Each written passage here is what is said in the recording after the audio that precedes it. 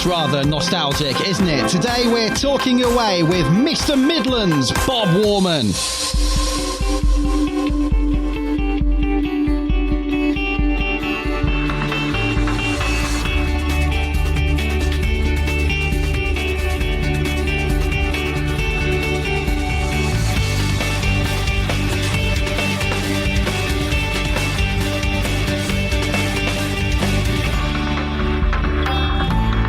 Yes, hello there, Greg Haynes with you. Welcome to the latest Talking Away. And that jingle you heard at the top there was the music, the well-recognised music for those of you in the Midlands, I'm sure, of ATV. And that's where the career of Bob Warman really took off back in 1973. But in 2022, last year, came this.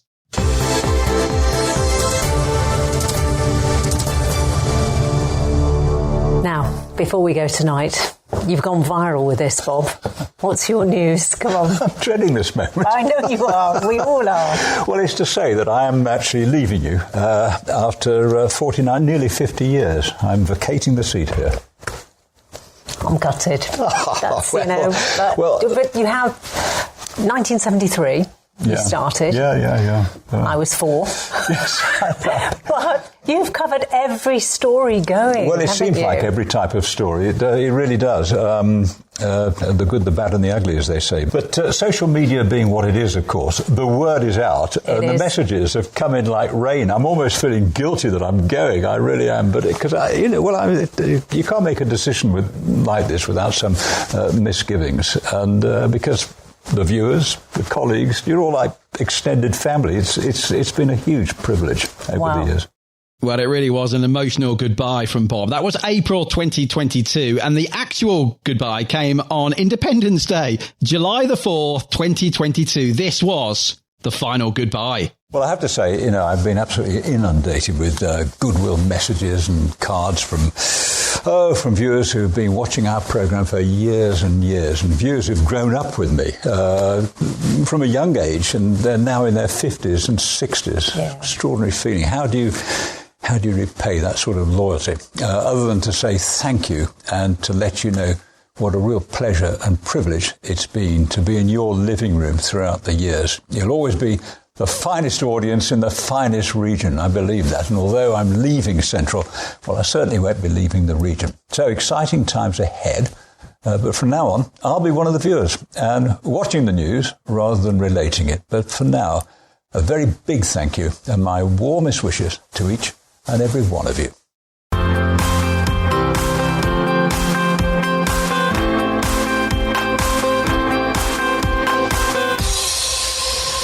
And Bob joins us now. Bob, thanks ever so much for joining us on Talking Away. What's it been like then, being one of the viewers so far? Has it been a bit strange?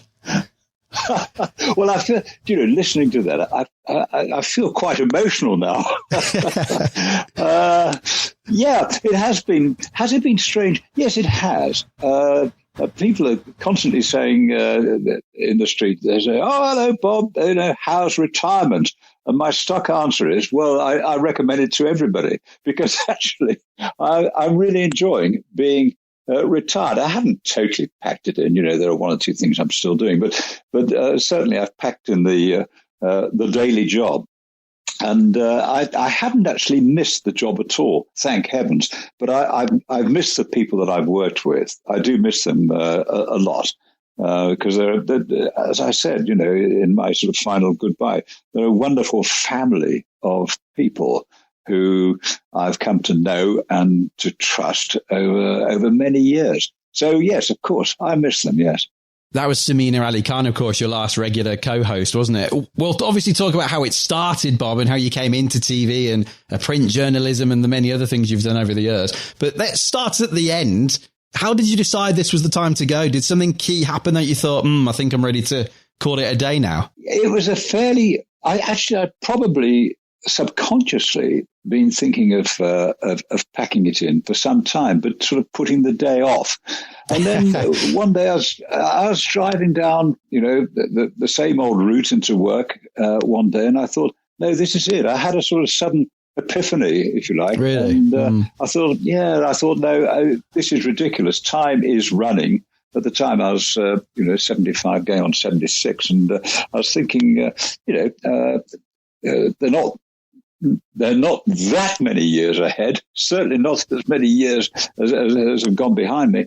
And I thought, no, I want to do other things now. And I had nothing really specific in mind, actually, Greg, but it was a feeling that I enjoy life and I know the things that I do enjoy. And I wanted to do more of the things that I enjoy. And you can't do that when you're watching the clock every lunchtime or at 6 o'clock. You're tied into the studio, and that is the trouble. That's the only problem with live television. It's a bit like being the violin player. You've got to be there to make the music, and having been restricted in that way for so many years, I thought, no, I just want to free up time. I suppose as well, when you're doing news like that, even when you're not live or not broadcasting, I suppose you're in your head, you're constantly live, aren't you? Keeping on top of everything. Well, you are. Yes, the news never lets you go. And by the way, I'm still a bit of a news junkie now. But I'm always, if I'm hanging around the house, I've either got the radio on or I've got the television on, and I can't stop watching the news. I enjoy news. I enjoy being abreast of what's going on, and occasionally sort of throwing a slipper at the television if I disagree with something.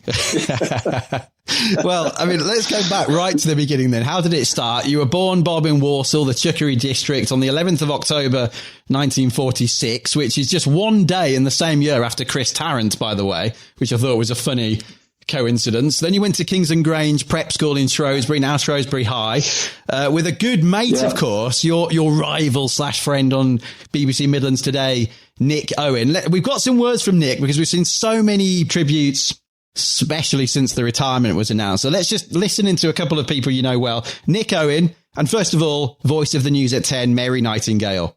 He is such a warm, brilliant professional, and I can't quite imagine TV without him, to be honest. We both got to know each other. We were both in short trousers. Bob was taller than me then, and he still is. I was lucky enough to have a transistor radio when there weren't many around then, and Bob was desperate to borrow it to listen to Radio Luxembourg in his dormitory at night. So I said, well, I want to listen to it. And he said, I'll give you a record. So he gave me a pop record by Cliff Richard, Travelling Light. Everyone I've spoken to about Bob retiring, and everyone's coming up to me and saying to me about him giving up the job, will say it won't be the same without him. I don't think he's given you the Cliff Richard record back, has he? Apparently not, no. I know he's got it. Yeah. It was Travelling Light on the one side, and then Dynamite was the flip side as well. Yeah, he's still got it, yeah. Oh, dear old Nick. Yeah, well, of course. I mean, when I think about it now, he is, I suppose, my oldest friend. I mean, we met when he was about 7.5, 8 years old. And we were away at this prep school in Shrewsbury. It was a very strange thing, actually, that I was sent away to school. I always think it's a bit odd. And sadly, my parents aren't around now to ask them really why on earth they did it. But anyway, they did. I think we're all part of some sort of post-war experiment, really, of a new way of doing things and so on. And I know that Nick and I share another coincidence in that our fathers were in the teaching profession. My father was a teacher in Walsall. And Nick's father, if I've got this right, I'm sure I have, I think he was headmaster of Berkhamsted Grammar School. So we're in the teaching profession. And what I did learn later on in life was that there was quite a massive discount for the children of teachers if you were sent to this school. So they probably thought, we'll take advantage of that. Yeah. But I found it quite tough, actually. Looking back, and of course, it wasn't so many years after the war. We're going back to 1950, I can't think what it was now, about 1950, 55, 56. And it wasn't so many years after the war. And, the luxuries weren't around as they are today. Nick did have a little transistor radio, and I was extremely envious of that because he could get into Radio Luxembourg late at night with a little earplug plugged in his ear. And, Radio Luxembourg in those days was about the only station that played any pop music, So I was very envious of that. But we came through that school together, and it's extraordinary that we sort of leapfrogged each other over the years through radio, through newspapers, first of all, then radio, then television, and ending up doing the 6 o'clock and 6:30 show. People say it's against each other, but it's not really. I think there's more rivalry years ago when we both used to go out at 6 o'clock. Then there's some real rivalry. But our programs are, they have their own followers, don't they? They have their own loyalties. And there are people who also say, we only watch the BBC, that sort of thing. No, you don't. Of course you watch other TV as well. Of course. It's uncanny, though. It is uncanny, yes. Isn't it? Like you're in the same dormitory even, Bob, and then you end up doing BBC and ITV at the same time. You couldn't make it up, could you really? Well, you couldn't. Absolutely couldn't. And I remember one day, I forget now when it was, but it was when Nick was working at ITV for a time in sports. And I remember an MP came in, a chap called Latham. He was an MP for, somewhere in Northamptonshire, I think. And he came into the studios and Nick said, "Do you realise we're all in the same dormitory half a century ago?" Wow. And the funny thing, because if the three of us had been together in that dormitory and sort of said, "Well, what are we going to be doing in about sort of 40 years?" I know, I'm going to be an MP, and you two are going to be on television, one of you on BBC and one of you on ITV. It is an extraordinary thing, isn't it? My brother, elder brother by 8.5 years, there's quite a gap between us, but he was in journalism and, working in an environment which he thoroughly enjoyed. And after a couple of years of working in civil engineering, I realized that I wasn't enjoying it so much. I wasn't getting the same sort of thrill that my brother was getting. And I knew a lot of journalists in those days. We all used to drink in the same coffee bar in Warsaw, actually, and which is my hometown. And I used to love the cut and thrust of these young journalists and so on. They seem to be having a much more interesting life than me. And I almost by I sort of fell into journalism because I suddenly got interested in their world. And it was, let's just, how shall I put it? I knew that I wasn't going to be in civil engineering for the rest of my life. And I remember my mother saying to me, not my father so much, but my mother saying to me, "Listen, if you're not going to enjoy it, for God's sake, get out of it and get into something that you know you're going to enjoy, because you're going to be in work for a very long time and you must do something that you enjoy." And I said, I'm going to have a crack at journalism. She said, "Well, you do that then. But, make sure you make a good job of it, And from the moment I joined a local newspaper, I fell into a world which I absolutely loved and have loved ever since. I was very lucky that way. Not everybody has that sort of luck, I mean, it's a great privilege, isn't it, to be in a job that you really love. It really is, yeah. Of course, it's changed so much, hasn't it, in the last 10 or 15 years with social media. What's your opinions on it, Bob? Because I have to say, when it started, I really loved Twitter, but now I can't stand it, to be honest. Although I use it to promote the podcast, to use it as a personal account to show people what I'm having for breakfast, or I don't know, I just find it very negative, very time consuming. I'm interested to know what you think. Ooh, boy, you're opening up a subject there. Yeah. What do I think of social media? It's as a means of spreading the word around quickly, it's unbeatable. That's it's fantastic. True. But I avoid it like the plague. I really do avoid it because it's full of man traps, bear traps, if you like. And you've only got to see the Twitter storm over concerning the BBC and our friend there. Now, people have asked for my opinion about it, and I'm careful what I say.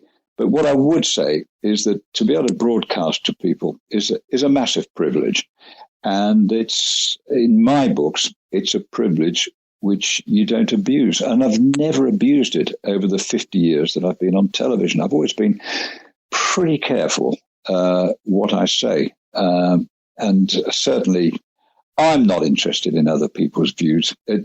Everybody's entitled to their own view. Of course they are.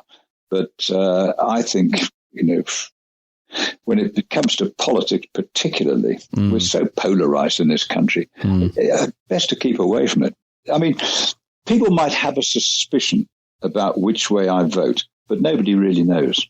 Now, I know I can look at various people on television nowadays, and I know exactly how they vote. Yeah. Because they let you know, don't they? They tell you. Yeah, they do. And it polarizes. It's a bit, I'll tell you what it's like, Greg. It's like people say to me, Bob, who do you support? Which team do you support? Now, again, that's a difficult one, you see, for a broadcaster, because if you say, well, I support, the Blues, then all the Aston Villa people think, well, I don't like that guy anymore. Yeah, that's true. Well, they do. I mean, and the loyalties are so fierce in this part of the world. I mean, where I live, they're by and large Albion supporters. I'm southwest of Brum, so they're mainly sort of Albion supporters, a few Wolves supporters and so on, very few Villa supporters here. But of course, if you go north, up into the Sam Colford area, etc., or anywhere north Birmingham, it's Villa. It's Villa land, isn't it? So, and people have these very fierce loyalties. So when people say to me, who do you support, Bob? I say, Walsall.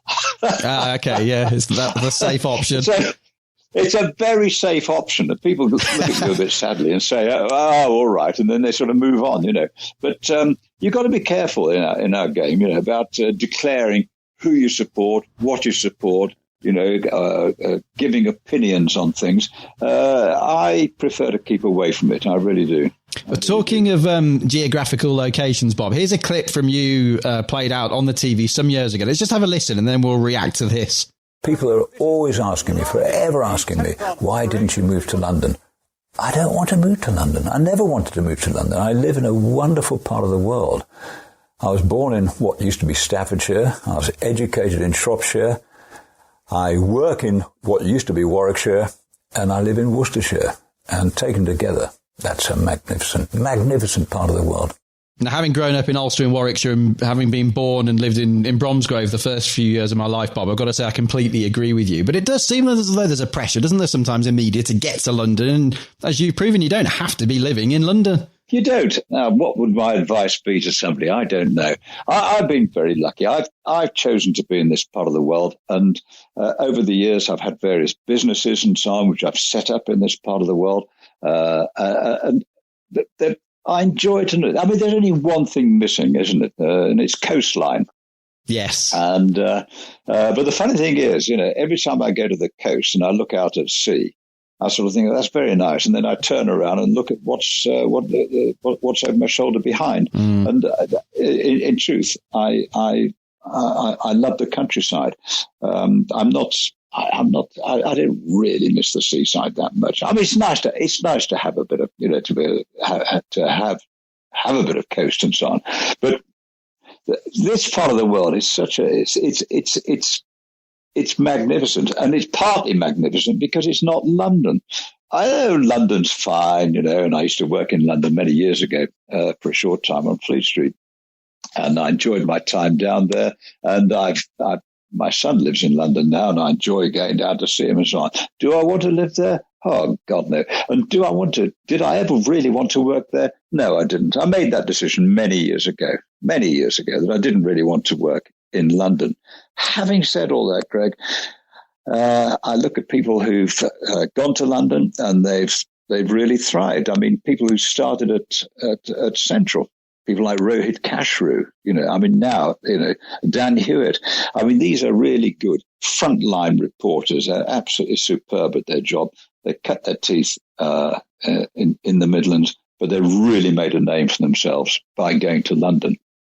I think also curiosity. You've got to be curious. You've got to always want to be asking questions. You want to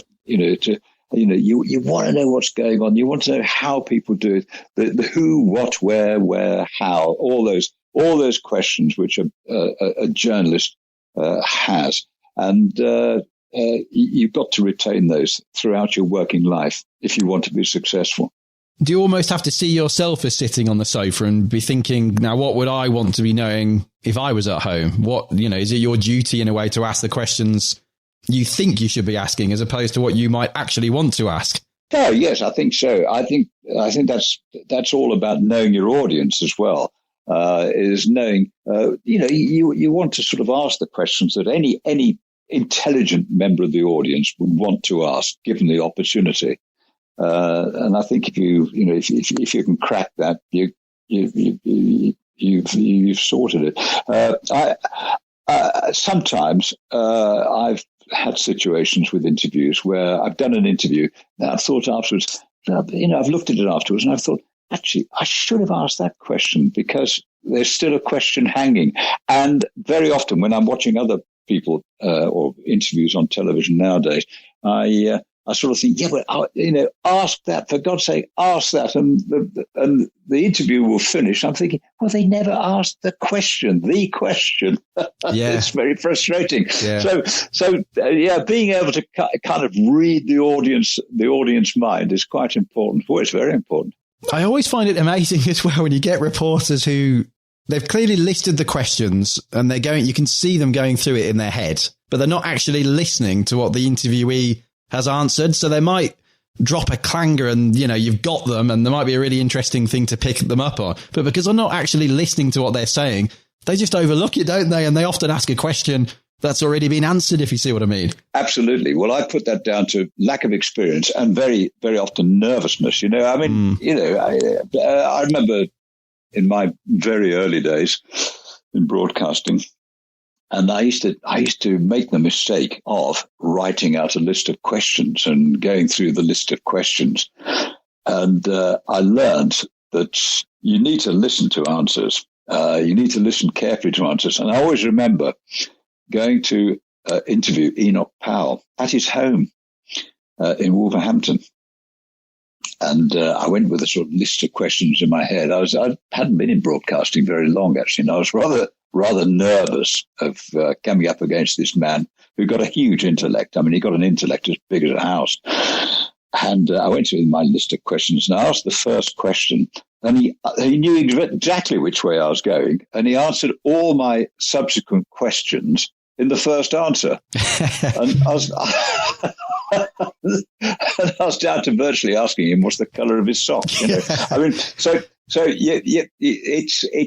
it's a thing which happens tends to be sort of inexperienced interviewers who are nervous. It's a nerve-wracking game. If you're going up against a big cheese, you sort of think, I'll get all my questions, all mapped out there.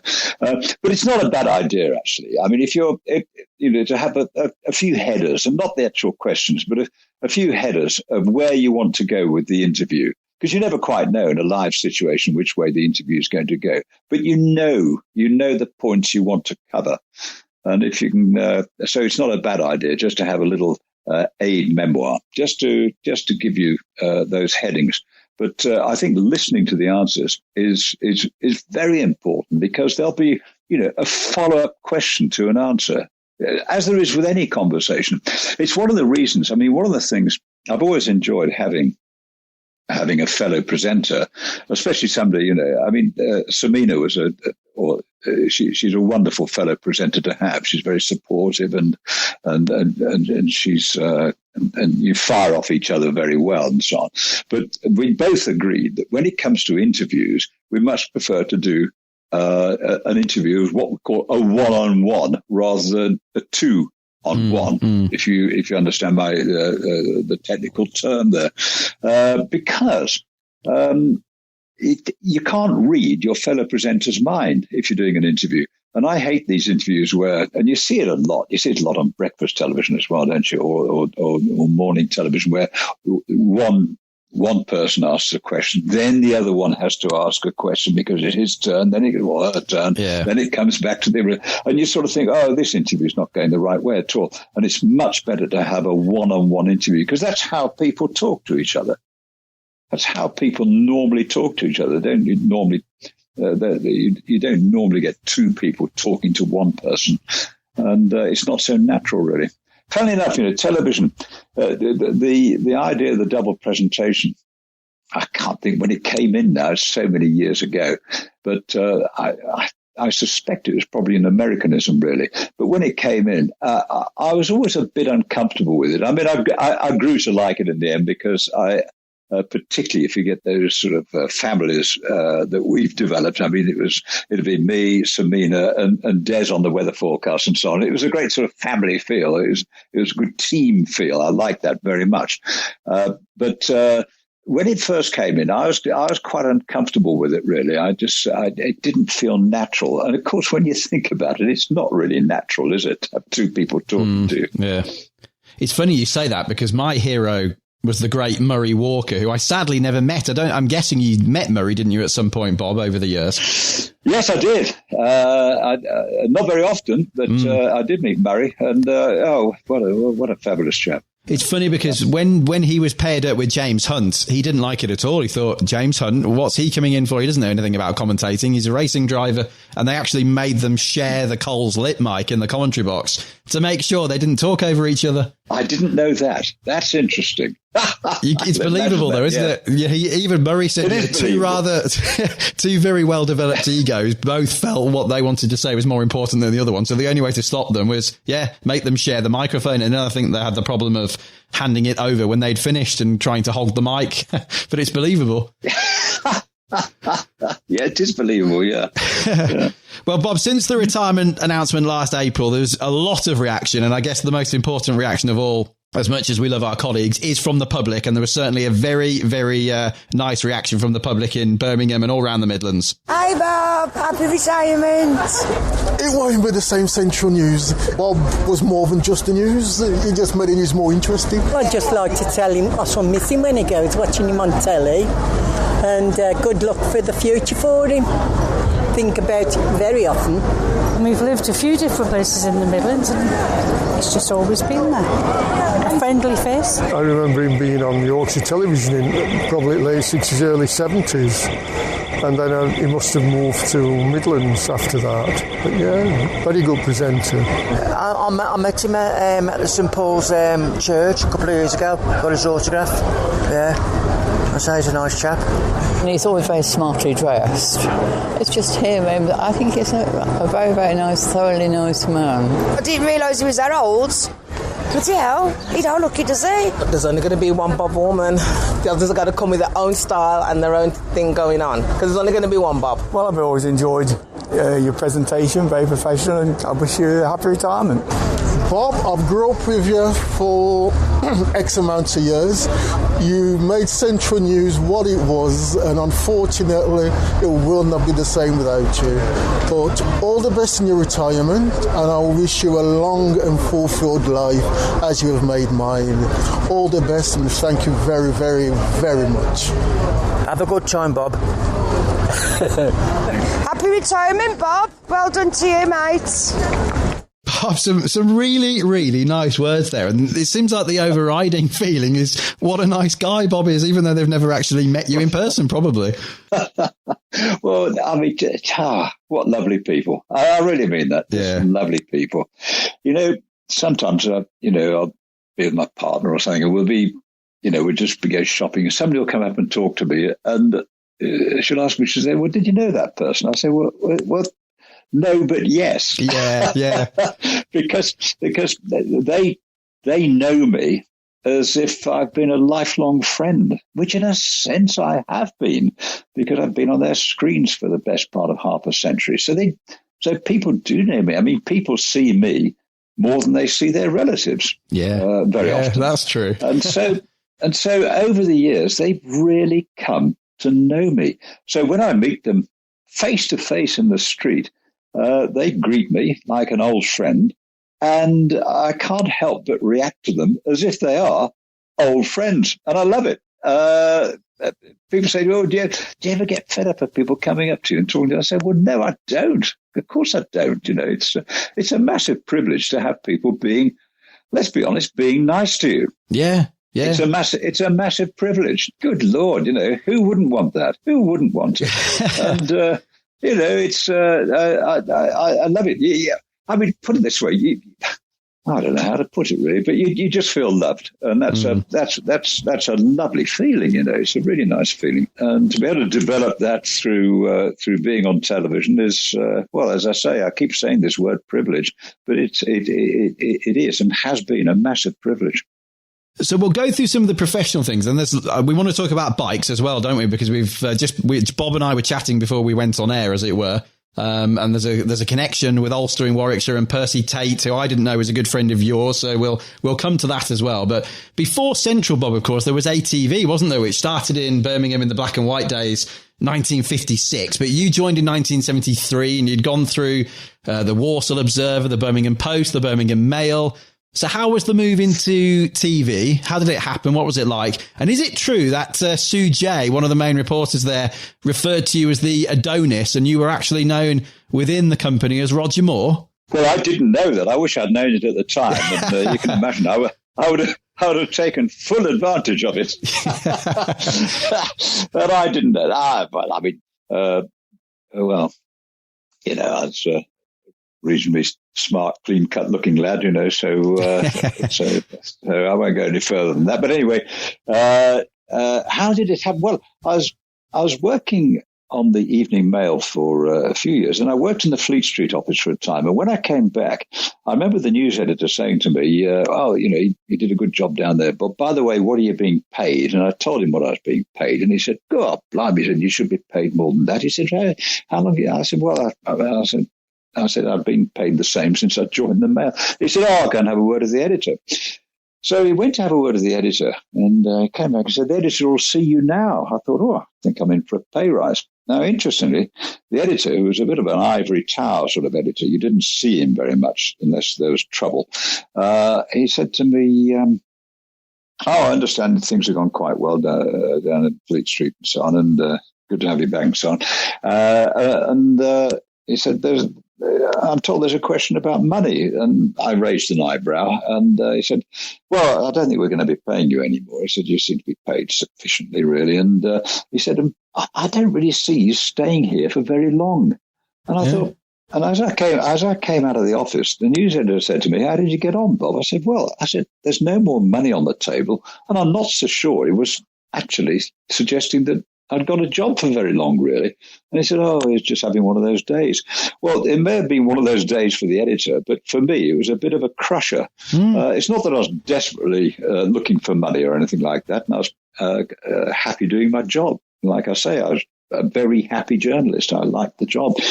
But it did make me think it was a bit of a crusher. And anyway, I got to only about a weekend after that, I bumped into the station manager of a new thing called Radio Birmingham, which, of course, became BBC Radio WM. And I got talking to him, and I said, and he said, what do you do? And all this. I told him, he said, have you ever thought about coming into broadcasting? I said, well, I haven't really. He said, well, why don't you come and see me? So I went to see him down at the old Pebble Mill studios, and we seemed to get on very well. He said, well, why don't we go and have a spot of lunch, which meant, why don't you come to the bar? Because in those days, they had a bar. Can you believe it? In those days, they had bars in the studios. So we went to the bar, and after what I call a hydraulic lunch rather than solids, he said, you got the job. He said, you can start when you want. And he told me what the salary was, which was more than double what I was getting at the Evening Mail. Wow. I thought, this is where I make the jump. And that's how I got into broadcasting journalism. And I loved it. I loved working in radio. That it was an entirely fresh way of doing things, a rather different way. I wasn't having to sort of jotting down notes. I was using a microphone instead. And I found it a very exciting, a very new way for me of doing my job. And then I heard that a chap was leaving ITV. In those days, ATV Today. This is the old way, you see. I was in Broad Street at the Transport and General Workers Union head offices Transport House in Broad Street, and I did a very dull interview with some union leader and so on. I came out mid-morning and I was walking down the street and I heard this row coming out of a pub, and I put my head round the corner. It was a load of chaps from ATV or ATV Today, and there was a fellow. I mean, you may remember the name John Swallow, but he was a reporter, very amusing reporter. I mean, a great chap, great reporter. And he said, "I'm leaving." And I said, "You mean you're leaving?" He said, "Yeah, I'm leaving. He said, I'm going to work in my father-in-law's business and so on." I said, "Oh, good Lord." I said, "So you mean there's actually a vacancy now?" He said, "There certainly is." So anyway, I went across the road and knocked on the door, and I said, "I understand that you're one of your reporters, John Swallow's, leaving. I'd like to be considered for a job." And that's how I got the job. It's as simple as that. I mean, it makes it sound so easy, doesn't it? But you know, the funny thing about journalism, you can do all the college work you like and come out with various degrees. And at the end of the day, you've just got to take your chances when you see them or when you hear about them. And I'm a great believer in grabbing the brass ring as it's being handed around. If it's warm, go for it, you know. And that's how I got into broadcasting, into television broadcasting. It's funny you mentioned John Swallow, actually, because certainly in the later years, he became very known for the light-hearted items, didn't he, which we always had on Central News. Do you remember the one with the vicar? I do, yes. Well, very much so. Well, the irony was that John was back in his old job within 6 months. I mean, he went to work for his father-in-law's business and made a complete hash of it, I think. And there he was. He was back in his old job as part of the team again. But that's how I got into journalism. Yeah. Well, there's loads of highlights of yours to go through, Bob. But now you've mentioned John Swallow, I was going to bring this in afterwards, but I think we better have a listen now. Here's the vicar. Ready? I'm fine. Yes. Hold tight. Well, it's absolutely petrifying standing here against the target board. The mouth's all dry. I could do with a pint. I really could, but the lads are all ready to throw, and here we go. I'm supposed to be smiling when this happens. Oh, God, that's it. Oh, no, it didn't. Ow! Hold it. That was the knife throwing as well at the end there. I think that's what was always great about local news. You had these light-hearted moments as well as some really negative stuff. Well, there was much more of it in those days as well. Yeah. I mean, it was a lot of the program was very light-hearted, and it probably would not be considered serious journalism in any shape or form. But by God, it was fun, and the audience loved it. Of course, they loved these things. And I remember that. I don't know if it was the same vicar who could do steam engines as well. He was fantastic. Yes, I believe it was. Yeah, we used to find these people, and John Swallow used to really exploit these eccentrics who exist around the Middle East. And of course, they're still there today. I mean, the world's full of eccentrics, but John used to dig them out and make the best of them. And he had a wonderful manner about them because he'd take the mickey out of them without being offensive. And that's a great skill as well. He was terrific. Very sadly, no longer with us, but he was a wonderful reporter. And particularly when he teamed up with these eccentrics, he really was. Well, there's one more I've got to play in of John, Bob, which is my personal favourite. For anybody who's not seen this before, this was one of the canals, you probably know better than me, Bob, around the Birmingham area. Yeah. And this is Basil the Duck, who I believe had been causing some problems for local residents. And I think John thought he'd got away with it, but of course he hadn't. I've been hearing things about you, Basil. Good morning. Good morning. There, good boy. Wag your tail, that's it. No, I don't think you are going to bite me, are you? Uncle John's just getting a little worried, but... Ow! Right! Oh, my God! God, blimey. Well, I needed no hospital treatment, but I suggest to British Waterways, put up a sign, beware of Basil the Duck. He's a potential killer, that one. He didn't let the sign down, did he? I think we need more of that, Bob. We need more of that, don't we? Basil the Duck. Oh, God, I loved it, yeah. Oh, he's terrific. He was terrific. You see, the thing is, you come off a programme like that and people will be talking about it. Yeah. I mean, we're talking about it still now. However, what is it, 30 years later? Years later. Got to be, isn't it? Yeah. Oh, it's terrific stuff. Yeah. Well, obviously, sadly, there's been some bad news over the years as well. And, Bob, you've been involved in many of them.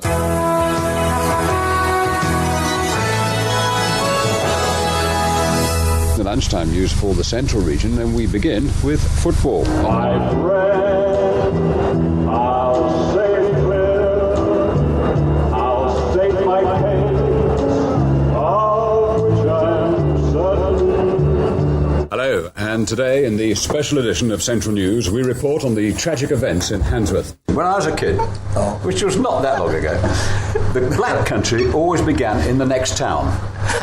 Because you didn't want to belong to the black country. Now, everyone wants to belong to the black country, so it's expanding all the time now. It looks peaceful enough now, but on Friday, the quiet scene of this Cathedral City Girls' School was shattered by the shrieks and howls of delight as dozens of young ladies hurled flour and eggs at each other.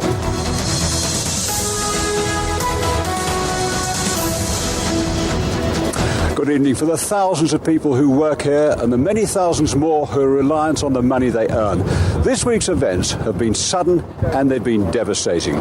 Today, MG Rover confirmed it had called in the administrators. This afternoon, the Prime Minister and the Chancellor arrived in Birmingham to face the nightmare of Longbridge going bust in the run-up to a general election. Yeah, there's been some pretty appalling news over the years, Bob, as well as the good news. The Handsworth riots, of course, the Kegworth air disaster. We heard the Rover crisis there, and you were there on the scene at Longbridge in the year 2000. Where did it all go wrong? Because the manufacturing industry in Birmingham was the place to be, wasn't it? And now it feels as though we've hardly got anything left. God, yes, I know. Well, you played some very interesting clips there. Gosh, yes. And the Austin Rover one was devastating, actually, to think that these, part of the staple of being in the West Midlands, but think of all the others as well. Think of all the motorcycle industry that went. I mean, a lot of it's come back now. I mean, Triumph is a massive success. It's a great success again. But when do you remember the days of Triumph at Meriden, where it went down the tubes there? Of course, BSA went. Royal Enfield, all these great names that used to be part of the sort of DNA of the Midlands. I mean, they just disappeared so quickly. But the Austin Rover one was a disaster because there are great hopes for it, weren't there? And when that went, there really was a great shock around that area because so many people depended on that. So many car workers and their families really depended on that huge site. I forget how many people it used to employ now, years and years ago, but I don't know, 40, 50,000 people or something like that. Plus all the families who depend on the wages coming out of that. When I first started at ATV, it was an area where there was a huge amount of money generated in that part of the world. I mean, you'd go to, say, the Longbridge Social Club. They used to have these great social evenings and so on. And the amount of money being spent over the bar was phenomenal because there was big money being earned on those car tracks. You know, you might get a household where there's mom might be out working something to do with the Austin Rover, dad would be working at the Rover, and then a couple of sons would be working. Well, you imagine all those wages going into one household, and their spending capacity was phenomenal. And suddenly all that went very, very quickly. And now, well, what have we got now? Got a shopping centre now. Seems to be thriving, actually, by the way, the Longbridge shopping centre. But it is strange. You sort of think, well, hold on. There was a massive industry here. Can you make it out of just selling stuff to each other? I don't know. You know, it's where's the manufacturing base? When I was a kid, you know, in Walsall, I remember there was full employment. I nearly said unemployment. There was full employment in those days. And every street used to have a bit of manufacturing going on. There was a curious smell about Walsall. You'd wake up in the morning and you'd smell this. There were leather tanneries which kick out a particular pong. And then there was the Highgate Brewery, which was mashing up. And then the brass founders sort of kicking out different smells. I mean, you could cut it with a knife. You really could. There was a sort of smell of industry around the Walsall area. And all these little workshops working away, everybody, there's bits of anodizing going on, brass founding, leather tanneries. It was humming with activity. And suddenly all well, I won't say it's all gone, but it's pretty well gone. Yeah. It all went almost overnight. And I'm not sure what's replaced it is quite as good, frankly. In fact, my own opinion is that it's not. I mean, the town now is. One hates to be critical of your sort of your hometown, but it's kind of died a lot. It's been like, Kidderminster's another one. It used to be a town which was bubbling with manufacture, carpet manufacturers. I mean, you go down the high street now in Kidderminster, it's just full of charity shops and so on.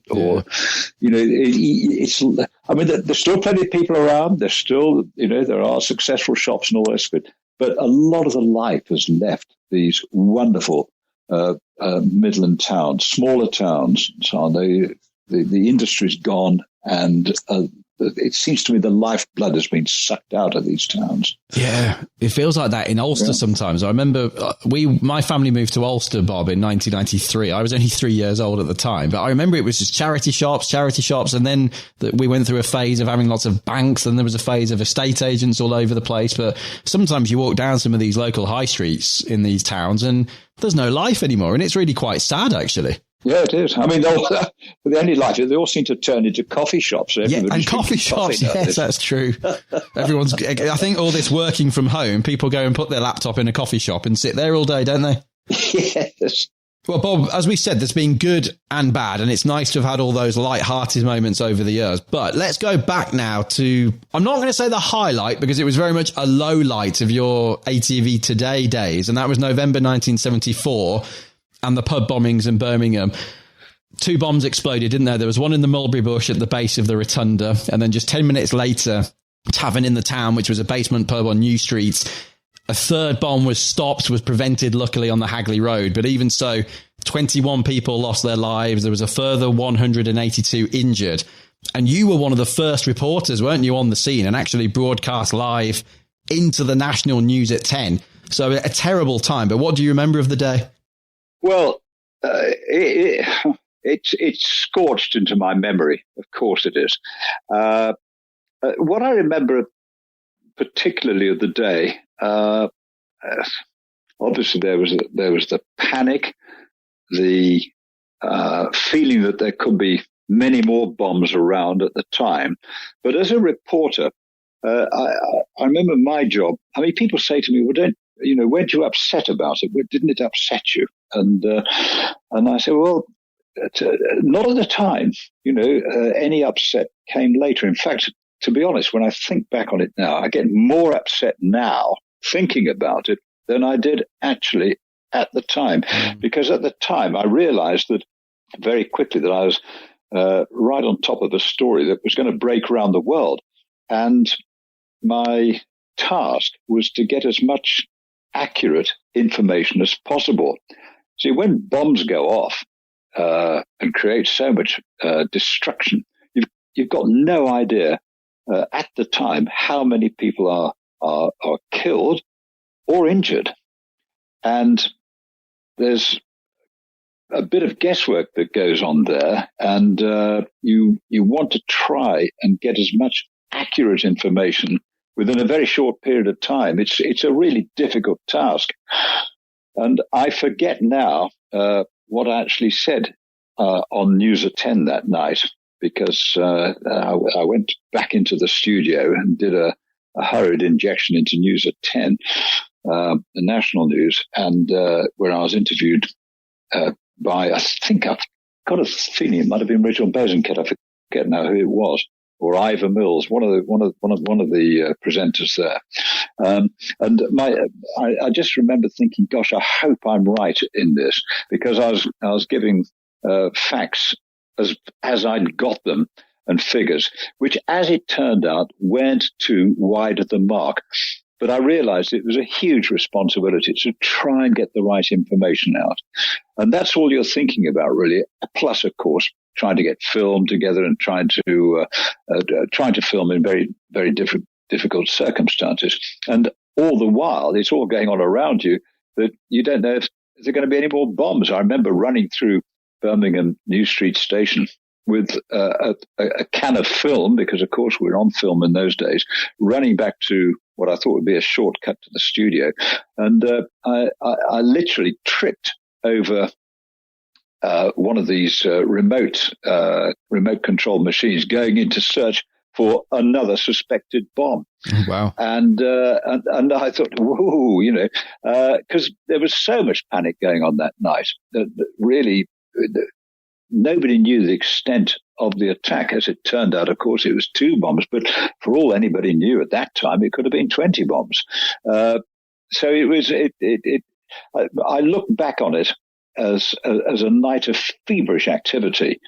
But the memories, as I say, they're seared into my soul, because even today, of course, the Birmingham bombings has never got closure. No, no. It's the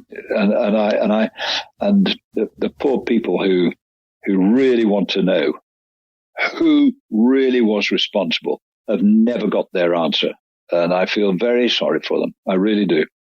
And of course, another huge story was the Birmingham 6 being freed, wasn't it? And although the bombings happened in November 74, the Birmingham 6 weren't freed until 91. And like you say, It seems unbelievable, doesn't it, that all these years later, we still don't have any full closure on the whole thing. It's 50 years, and there are still many questions which are unanswered. Mm. And people seem to be very reluctant to set up an inquiry into it, and you have to ask why. But there we are. I think, sadly, so many people now, because we're all getting older, we'll go to our graves with those great questions unanswered. But there we are. Yes, that's. I won't say one of the highlights, but certainly one of the more dramatic moments in my career. Indeed. Well, that was November 1974, as we say. And then, of course, things really changed, didn't they? New Year's Day 1982 is when ATV became Central. ATV Today became Central News. And you were there, Bob, presenting that very first episode alongside Wendy Nelson.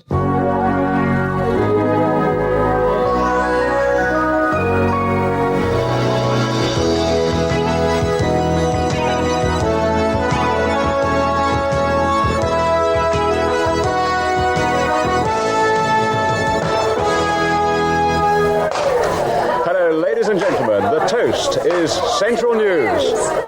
Well, that was the start of it, and of course it would go on until 2022 for you, Bob. But you must have met so many interesting people over the years, not just the people you've worked with, Nick Owen, Anne Diamond, John Swallow, Chris Tarrant, but also all the people you've met as interviewees as well. Who are some of the standouts for you?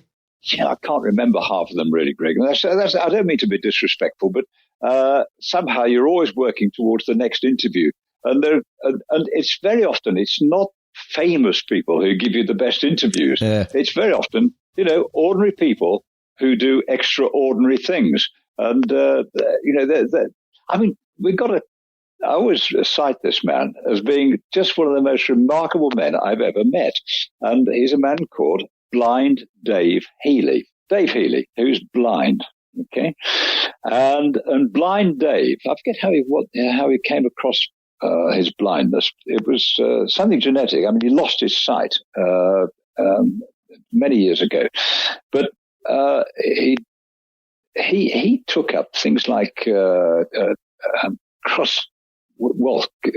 running for charity. Running across deserts, and he did. I was going to say 5 marathons. I think it was 5 marathons on 5 different continents in 5 days. I mean, remarkable man, extraordinary man. And then he's done, various, he's run across the Sahara. He's always raising money. And, I see Blind Dave occasionally. I saw him just the other night, actually, at some do. And he's one of these chaps who's so effusive, and he just makes you feel good, because he's got this terrible blindness. He's completely blind, can't see a thing. But it never stops him going out and setting challenges for himself and overcoming these challenges and raising huge amounts of money in the meantime. I mean, what wonderful people. What an extraordinary character. And it's people like him who give great joy to life, and I enjoy meeting. It definitely it puts things in perspective, doesn't it? Oh, it does. It does indeed. But going back all those characters, all those people over the years, I was just thinking, one of the extraordinary things about going from ATV to Central is that it was all done in a way by smoke and mirrors, because the same people who were there the day before were there in the new company. So in many things, nothing had changed. But what did happen, and it was so clever, is that we went home on a Friday night working for ATV. And on the Monday morning, we arrived working for Central TV. What was the difference? It was all done with paint and stripes. They completely went through and rebranded all the studios completely over the weekend. Anything to do with ATV was literally binned. I've got a bit of it myself, actually, because I scooped up bits and pieces myself, because it was part of the history of television, really. But the following morning, all you could smell was paint, and they painted it out in the new Central colours with the sort of rainbow stripes everywhere and so on. And you really felt as though you were working for a new company. And we were working for a new company. It was a new company, but with the same people. It was an extraordinary feeling. It was very cleverly done.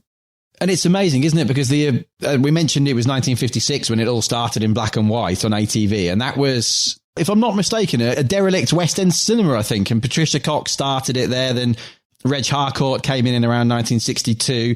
Went to Broad Street. That was a new site for colour transmission. But then it moved, didn't it? So Central Television was taken over by Carlton. That was 94. And then it moved to Central Court, just around the corner from Broad Street, in 1997. So you've seen all these changes, but it's funny how a lot of the same people were involved all the way through by the sounds of it. Yeah, absolutely. But, have I seen some changes? I mean, I tell people, I'm getting so old, honestly, Greg. I've seen so many changes in Birmingham itself. I mean, I have seen 3 bull rings. I remember the very first bull ring, because I remember I used to go there with my mother, really, when it was a sort of open air market, because it had been bombed out. But then I remember the next bull ring, which was built in the late 50s, early 60s. And then, of course, this third bull ring.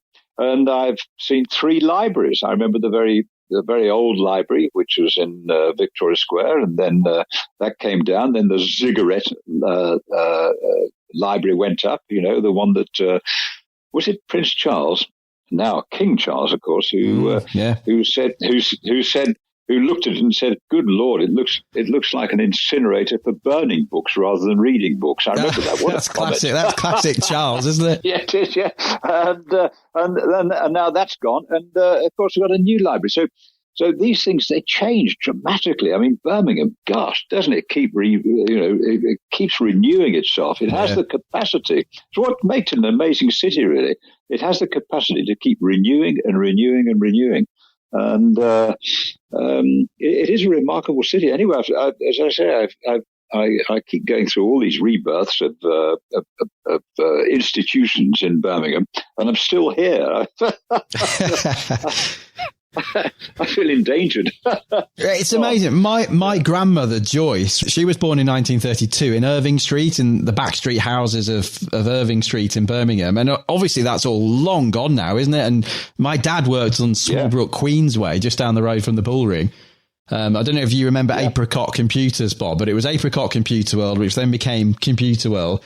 And when you walk down there now, it just feels like they need to rip the whole lot down and start again. It's very 60s, 70s. Yeah, I remember Apricot Computers, because was that not set up by a chap called Foster? Yes, Roger Foster, yes. See, my memory is not that bad, is it? And he lived Wolverhampton way. He lived in, I forget where it was now, but he lived over in Wolverhampton. Apricot Computers, golly, yes, I remember that. Well, that was Central. And obviously you also had a stint, Bob, before Central, actually. You went to Yorkshire Television, didn't you, for a while, and hosted Calendar, which seems hard to believe now is the UK's first ever breakfast TV show. Well, what it was, I got an opportunity to go and work on some documentaries, actually, to work at Yorkshire Television. And when I arrived there, because people say, "Oh God, Yorkshire Television. I don't know how you're going to get on with people in Yorkshire. They're a different." Well, I've got to tell you, I had 3 wonderful years up there in Yorkshire. I absolutely loved it, and older people remember the name Austin Mitchell. he was the main presenter of Calendar. I wasn't working on Calendar at first. And anyway, Austin Mitchell went off to be MP for Grimsby. And his number 2 was Richard Whiteley of Countdown fame. Richard Whiteley popped up into the number 1 position, and they were looking around for somebody who'd done a bit of presenting, and they said, oh, Bob Warman, yeah. Hey, how do you fancy it? I said, oh, okay. So I went from working on documentaries into presenting Calendar. And I had 3 wonderful years there. And I really enjoyed it. I loved Yorkshire, and I've still got good friends up in Yorkshire, friends that I made there during that time. And Richard Whiteley became one of my closest ever friends. We funny enough, we didn't hit it off straight away, because I think he thought I was competition. But I didn't want to take his job because he was Mr. Yorkshire after all.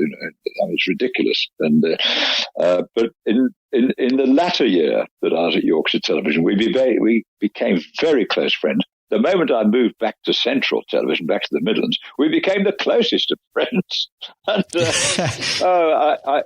I miss him enormously, because we used to travel the world together. We always went on holiday together, and we traveled many parts of the world together. He was a fabulous chap. He was a terrific travel companion. He was a great raconteur, wonderful sense of humour, and I miss him. I miss him enormously. He was godfather to my son, and we do miss Uncle Richard. There we are. He's been long gone now.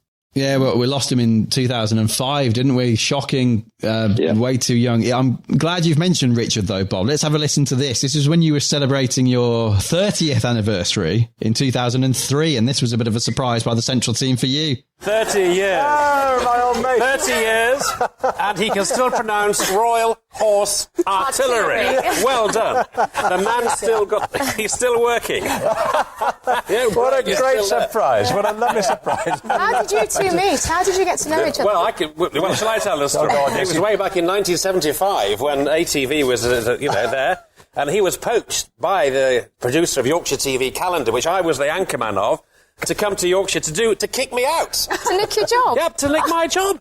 Yes. Mind you, I saw him off. Yeah, I saw him off. You're still good. How long did you tried for 2 years? I tried 2, 3 then you years. gave up, had to come back. But you're also very good chums, aren't you? Outside work. We're Good great drinking friends, partners. actually. He's my oldest friend in the business, actually, and... So what's we're not talking about age either. Unfortunately, it's hard to believe, I'm actually slightly older than him. And it's a constant source of annoyance to me that he's never going to be as old as me. Still got his own teeth, though, haven't you? Well, I have, actually. Well, at least he's got his own hair. Let's see yours. Take yours. Let's see yours. But actually, funnily enough, Bob, it's 35 years to this very day that I started at Yorkshire Television, funny enough. So more congratulations. Absolutely. What an emotional day. I'm filling up. You can help us eat the cake, Richard. I think it's fair to point out that Bob has been a little nervous for a while. He's seen these people moving around. He thought something was going on. The newsroom have been in strange silence today, and I knew that something was... It's a great surprise. Well, they promised you a big star, Bob, and I'm sorry they could only do me. But I mean, you're a great chap, and from my era in Yorkshire, I know you are Mr. Midlands, and very much highly respected here. You've done a marvellous job, and he's fantastic. And we all love him. And regional stations need long-serving, mature, authoritative guys like this. Careful. Where is he? Where is he? Yes, they couldn't find him. They have a big red book soon. Well, hang on. This is your life, isn't it? Funny listening to that, Bob, thinking even that's 20 years ago. But I feel like I knew Richard Whiteley, and I never met the man, but I feel like I know him really well. Oh, he was that sort of character. That was lovely hearing all that again. Gosh, that brings back some great memories. It's funny, isn't it, hearing him say, "But Bob came to try and nick my job," and he means it. But it's lovely, isn't it? Yes, he did feel that. I'm sure he did. Yeah, but also back in those days, we did the first breakfast television experiment. And that was back in 1977, and it was an experiment, a 3-month experiment to see whether it would get some sort of audience, and it was the precursor really to TVAM starting up. I did it for 3 months, and at the end of that 3 months, I swore that I never, ever wanted to do breakfast television I didn't care how much money they'd chuck at me. Wow. I didn't care how much money they'd chuck at me. I just did not want to do breakfast television. Why? Because it's too early to get up, or? Oh, it's ridiculous. It just. I mean, more than taking over your life, it just ruined your life, really. I've always enjoyed a very good social life, Greg, I've got to be honest. And I've always enjoyed a life outside television. It's been important to me. And there was no life working on breakfast television. I mean, when you're having to go to bed at sort of, 8 o'clock in the evening to get up at 3 o'clock in the morning and all this sort of thing, it was really throwing me around. But it was an interesting experiment for me because at the end of it, I knew that was one of the things I knew I didn't want to do. And one of the things that I've learned in life is to actually try and swerve the things you don't want to do. And I never wanted to do breakfast telly. And by the way, I never watch it either. I don't watch it. It's the wrong time of the day for me completely. Yeah, but the only bits I watch are later when they're on YouTube, when you can watch them in the afternoon or in the evening. Actually, fun. I watch more breakfast TV in the evening than at breakfast time. Well, that's right. Yeah, that's right. Another voice we heard there, who also sadly isn't with us anymore, was Bob Hall, and here you are chatting with Bob a few years ago. You know how you bump into people in the street and they say, "Do you know, I've been watching you for years and you don't change." What a load of rubbish. You're suggesting we look ever so slightly different. You have more than once used me as a good link out of something, and not least the changing colour of my hair. I mean, I've never mentioned the fact that if the lights are on the back, we get a bit of a flash, but there we are.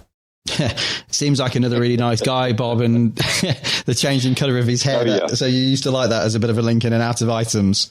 Yeah, we used to take the mickey out of each other. But he was a great professional, He was somebody who, in a live situation, could get you out of a mess. He was terrific at picking up, and he could ad-lib for 2 or 3 minutes, no trouble at all. He was a great professional in live television. Superb. One of the best. Really, I mean that. One of the best, and sadly missed.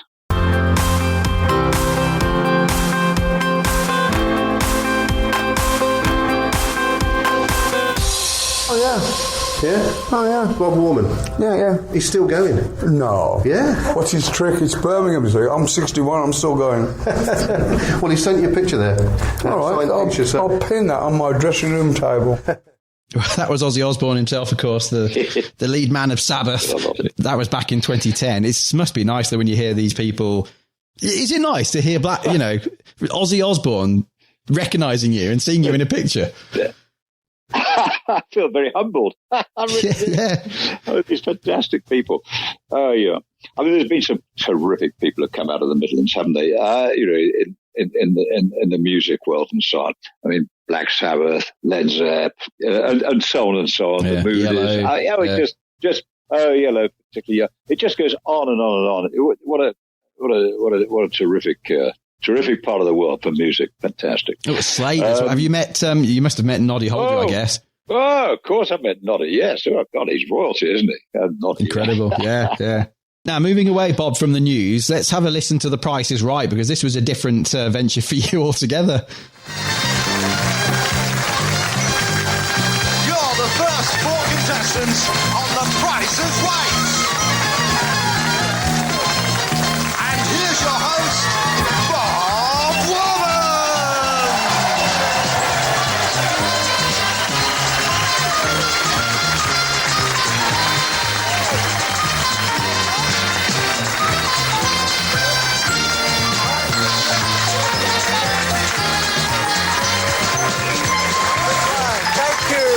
Welcome to The Price is Right. Hello to our first 4 contestants, Kerry, Sandra, Richard and Eileen. Let's kick off and find out what's first up for bids. A sherry decanter and glasses. Drinks before dinner are always a pleasure, but take your sherry with added style from this crystal decanter, complemented perfectly by this matching set of glasses. It's a definite must for all your special occasions. And I'd like 1 bid from each of you, please, and the one who bids closest to the actual price without going over wins the prize, joins me for a pricing game. Kerry? I've got to say, Bob, it always makes me laugh hearing the prizes that were on offer and the descriptions of them. But what was it like you've done the telethons, there was Miss ATV, Price is Right. How did a quiz show like that compare to the news? Well, I could tell you so much about my short experience with a game show like The Price is Right. And funny enough, hearing that voice of the introductory voice was a wonderful man called Bobby Bragg, who was the warm-up man for people like, trying to think now, he was Wogan's warm-up man. I'm trying to think one or two others now. He was a terrific chap, and he used to warm the audience up, so they're absolutely ready for it, absolutely raring to go once the show was being recorded. It was a very interesting experience for me because I learned a lot. We did, I think, about 65 shows in Muir in a couple of months, something like that. So it was recording almost back to back, 2 or 3 shows a day. And I learned an awful lot. I learned, for one thing, how much more challenging it is than you imagine being a game show host. There are so many things you have to think about. And particularly with The Price is Right, there are well over 100 different games in The Price is Right. And your exposition, your explanation of each game has to be absolutely word perfect. And it has to be explained in a way that the contestant understands it straight away. There's no umming and ahhing about it. But I learned a very interesting thing about human nature as well, because the prizes, I know that it was a set of decanters or something like that, a set of sherry glasses decanters, but some of the but this was for Sky Television, and there were no restrictions on the prizes as there had been with commercial television, with ITV. When Leslie Crowther used to present it. Now, why wasn't Leslie Crowther doing it for Sky? Because he was too expensive and I was cheap, and that's how I got rowed into doing it. Because there wasn't much of a budget, but some of the prizes were fantastic, and I learned this: that if you said to a contestant, and our big prize tonight is you're going to be picked up, taken by limousine to an airport where you're going to be flown to the south of France, where you're going to join a cruise ship which will go all around the Mediterranean and all that sort of thing. People would look slightly shocked by it at first, but if you said, and tonight's star prize, it's a microwave oven, they'd go mad. And I said to the producer, I don't understand this. I said, they go mad for a microwave oven, but they don't seem to go quite so mad for the trip of a lifetime. He said, well, the trouble is, when you give them the trip of a lifetime, suddenly you're presenting a whole load of problems which they never had 30 seconds ago. Problems like, can I get the time off work? What shall I wear? Have I got enough money? All these problems suddenly go through their minds, and they're stunned by it. They're immediately stunned by the immediate problem. Whereas if you say microwave oven, well, they can see that straight in the kitchen straight away. I'll have that, thank you very much. So there's a lot of psychology goes on with these things, So you learn a lot. And I learned, I enjoyed doing The Price is Right. I enjoyed it very much. But it was very, very hard work, because we're turning these shows around so quickly. As I say, doing 2 or 3 a day. With different audiences being busted and so on. And I was having to I had a sort of Price is Right Bible where I had to quickly learn up the games very, very quickly and make sure I could explain them. Some of them were rather more complicated than others, but so it was a big challenge. But I really enjoyed it. It was something else to tick the box. I wasn't that good. I know that, and I bow to those who really know how to run a good game show. Here's one man who certainly does. Of course, the old boy's clonking on a bit. God knows I think he's nearly as old as me. But to achieve that longevity and that much respect and that much love and warmth for this figure in the corner of your room every night takes a lot of years of hard graft, So he's put the hard hours in, and just because he's not on the telly anymore locally, people won't forget him. And I think pretty much, particularly through the years of all his news reporting, whatever, people got to know that Bob Warman is a straight-talking guy. And I think they trust him. Chris Tarrant there, of course. It's amazing. As I said before, Bob, you were born on the 11th of October, 1946. Chris was born on the 10th of October, 1946. Yes, the unmistakable, amazing Chris Tarrant. Oh, what an extraordinary chap. You know, one of my very early memories, I've got to tell you this, one of my very early memories of Chris is we did an item on the programme about fireworks. It was firework night coming up, and it was about dangerous fireworks. And we had all these a display of all these dangerous fireworks. And there were dozens and dozens of them. I don't know, they were cheap imports from China or something like that. They were dangerous, and we were warning our viewers not to buy these fireworks, or if they had them, not to use them. All that sort of. So, of course, what happens after the programme? Chris comes round to my house bearing all these fireworks. Oh, no. Oh, yes. And we had the most amazing firework party. Most of the fireworks, I've got to tell you, let off inside the house. I mean, it was I mean, he was crazy, was Chris. He really was. He was wicked. But, you know, there you are, you see. I mean, what a talent Chris Tarrant is. Yeah. It's funny, isn't it? Because like John Swallow, Chris in the ATV days, ATV Today, decided very early that he'd rather do the light-hearted stuff, didn't he? Which, of course, led on to Tiz Was. And it's quite, I suppose, in Millionaire in the hot seat with the suit and the tie was the most serious we probably ever saw him. But he clearly decided he wanted to go down the light-hearted route more than the serious journalism, didn't he?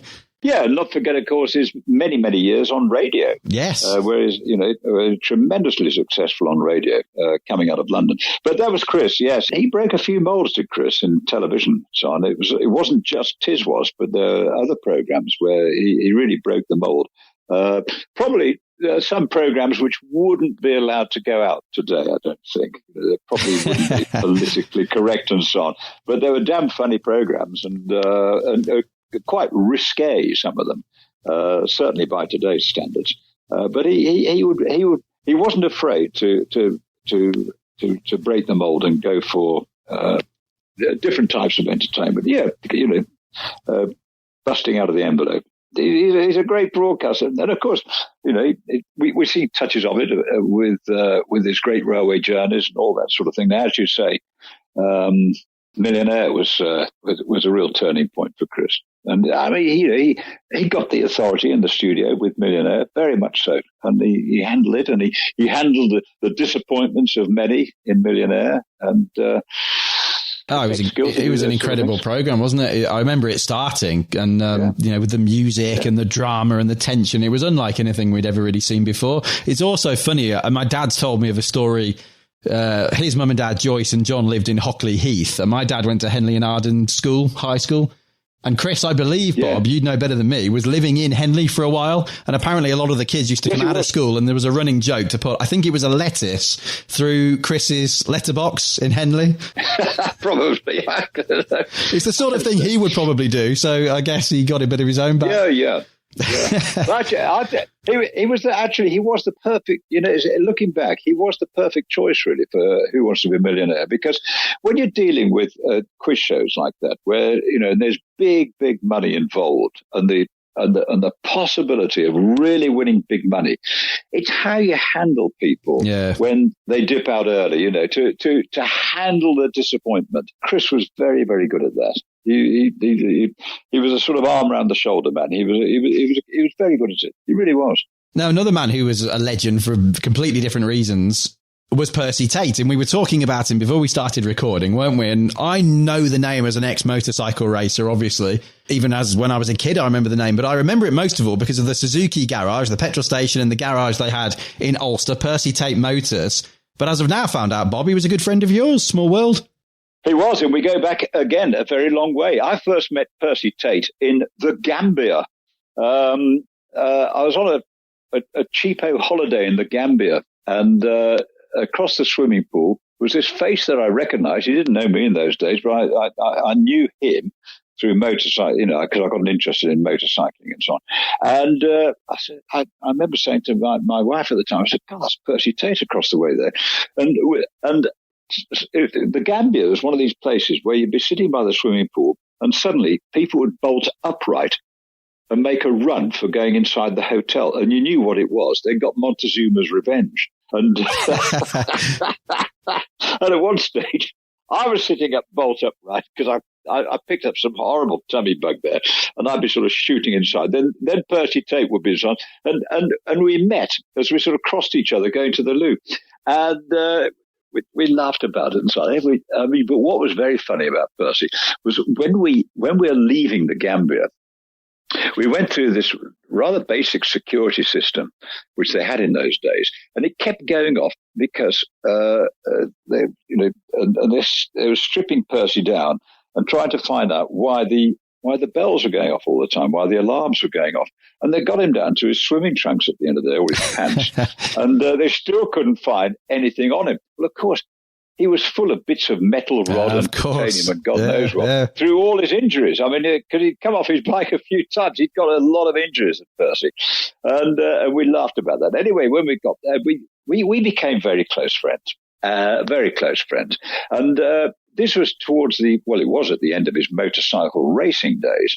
But he had a fantastic record as his works rider for Triumph motorcycles, and then he rode for Suzuki and so on. But he gave up the motorcycling and opened up a number of garages. I think he had about 4 or 5 garages called Percy Tate Suzuki Motors, and with his wife Di, and they did very well. But then Percy, he came originally, I think, from farming stock up north, and he had a great love of livestock and sheep in particular. And he became a breeder of rare sheep, rare breeds.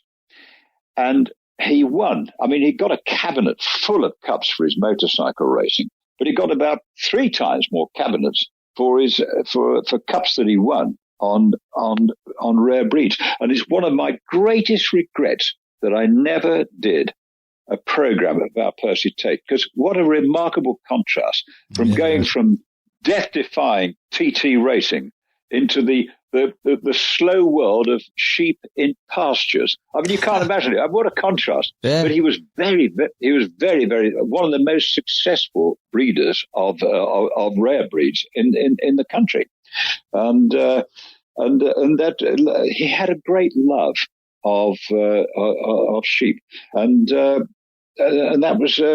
was my abiding memory of Percy. He was a fabulous character, you know. He was terrific, and I actually gave the eulogy at his funeral back in 2019.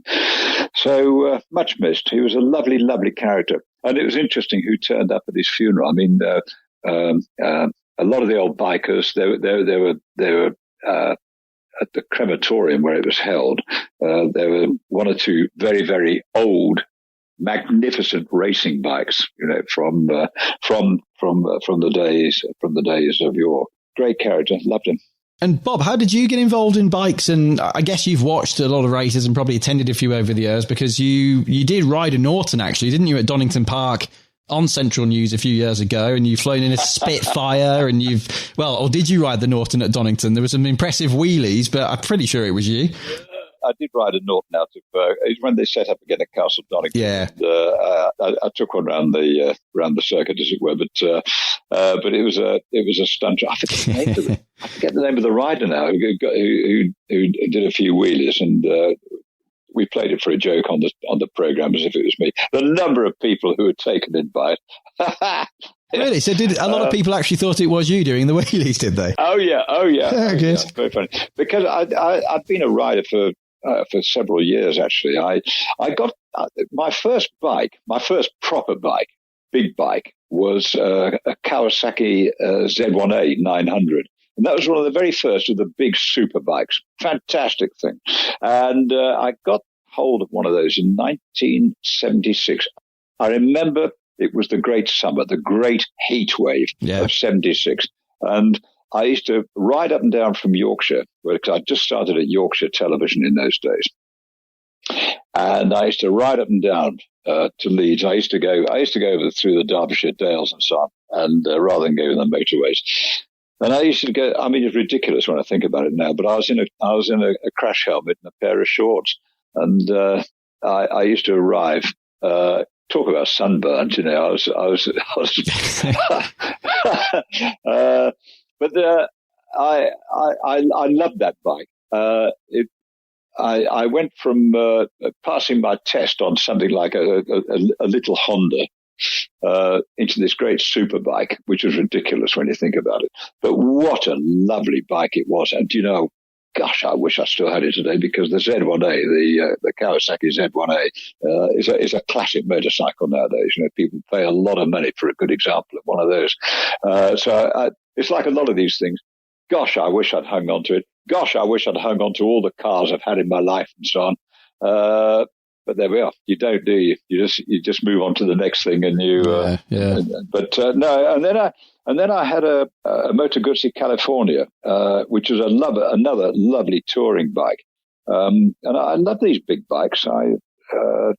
Sadly, I don't have a bike now. I got rid of my last bike fairly recently, and which was a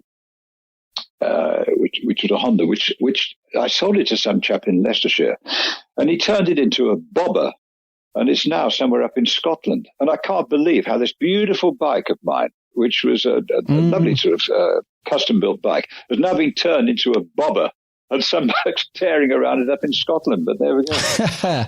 That's the biking world. Yeah. And are you still watching much of it, Bob? You'll have to come along if you ever fancy coming to the Superbikes. Let me know. It'll be great to have you there. But do you still watch much of the racing, the Formula One or Superbikes, MotoGP? I watch it on television. There's nothing more exciting, is there? I mean, no. I just think motorcycle racing is just the most exciting sport. Terrific, love it. I mean, these guys, you know, I kind of hero worship them, because I know the speeds they get up to. I know the risks that they take. Yeah. They don't see it as risks. They say everything's calculated and all this, but particularly the TT. I mean, it's just extraordinary. You know, it's got to be them. Well, I don't know. I'm surprised it's still going, actually, in some ways, the TT. Because it's never without its fatalities. I forget how many people have been killed at the TT over the years, but it's pretty frightening. But when you see the speeds these guys get up to, it's fantastic. And the skill of these riders is unbelievable. Have you ever been? I've never actually been to the Isle of Man, believe it or not. Have you been and seen the event? No, and I'd love to go, actually. I really would love to go. Yeah, me too. Yeah. No, well, actually, you've got the time now, Bob. You can go and do it probably in the next few years.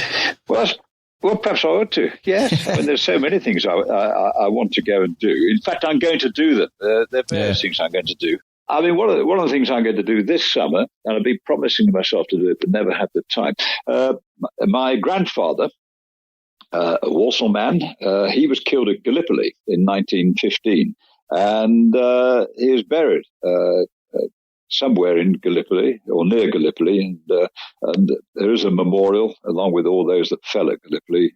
Place called Hellis, the Hellis Memorial, and it's a bit of a remote place to get to. I mean, you've got to fly to Istanbul and probably take a car, and it's probably a 3 or 4 hour journey out of Istanbul.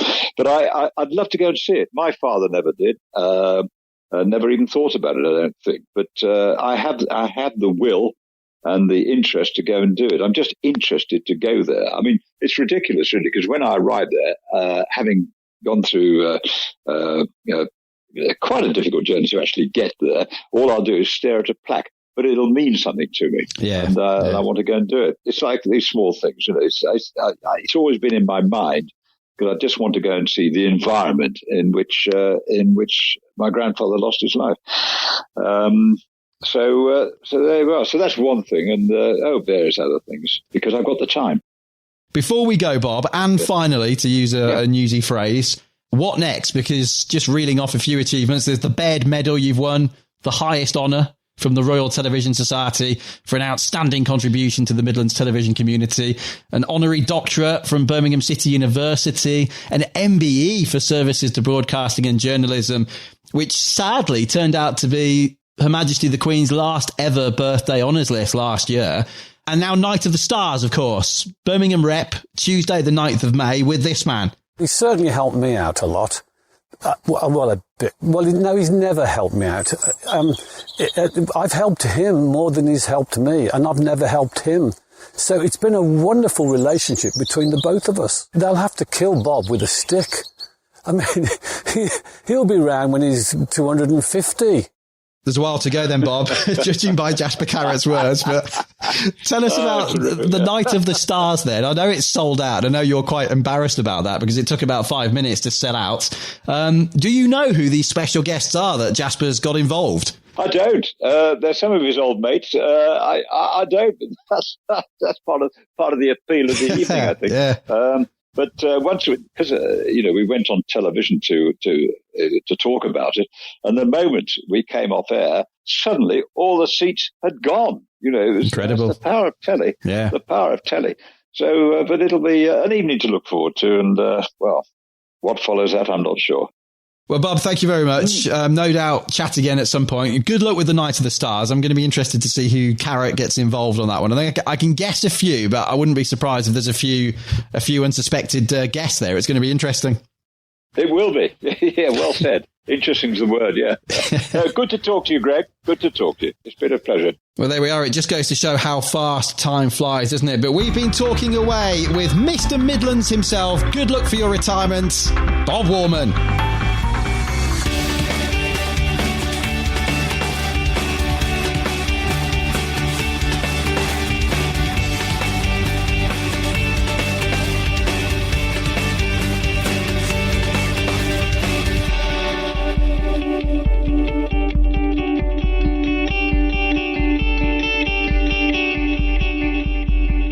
And the Talking Away podcast is now also available on social media, Twitter, Talking Away Pod, and Instagram, Talking Away Podcast. If you have any thoughts or ideas, perhaps even criticisms of the show, feel free to get in touch as well by email, talkingawaypodcast@gmail.com.